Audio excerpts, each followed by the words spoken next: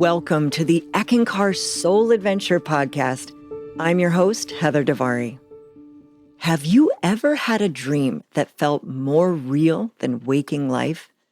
A dream so vivid that it stayed with you long after you opened your eyes. Maybe it even brought comfort during a time of hardship or loss. From presidents to pop singers, people throughout history have been inspired and guided by their dreams. Yet many still wonder, are these experiences real? Why do we dream? In Eckankar, dreams are understood to be a continuation of our spiritual education. While the physical body sleeps, soul, our true self, continues to learn, explore, and experience life beyond the physical world.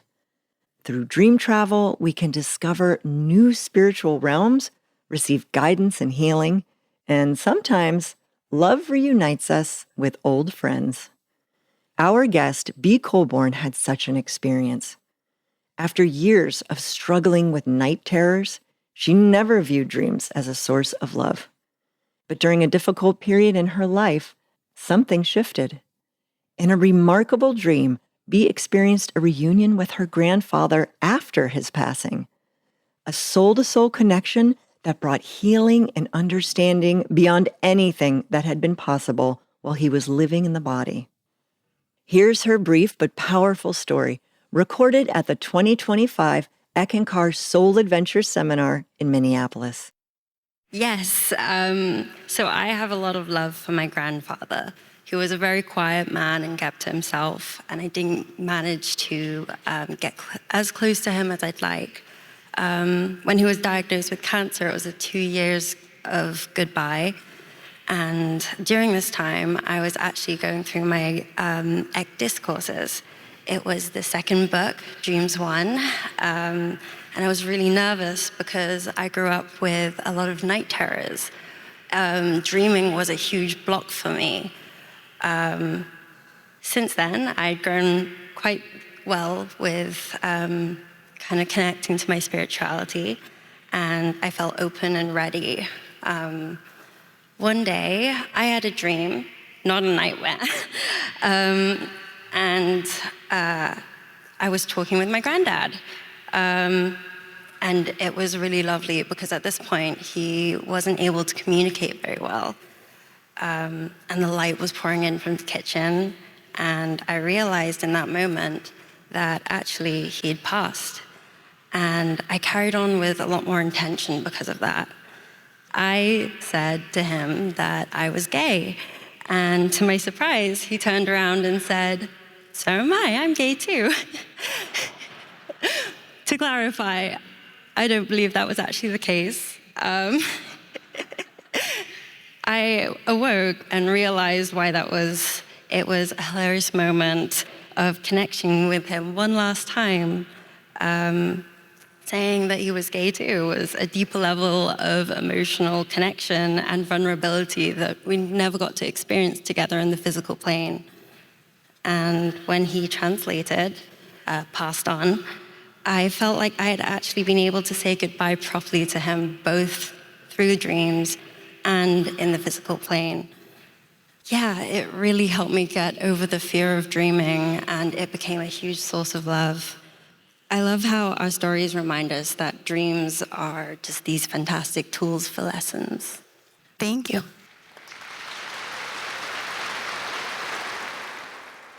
Thank you, B.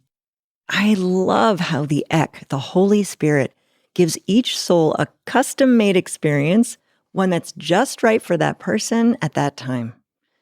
Next is a short clip from Sri Doug Cunin, the spiritual leader of Eckankar.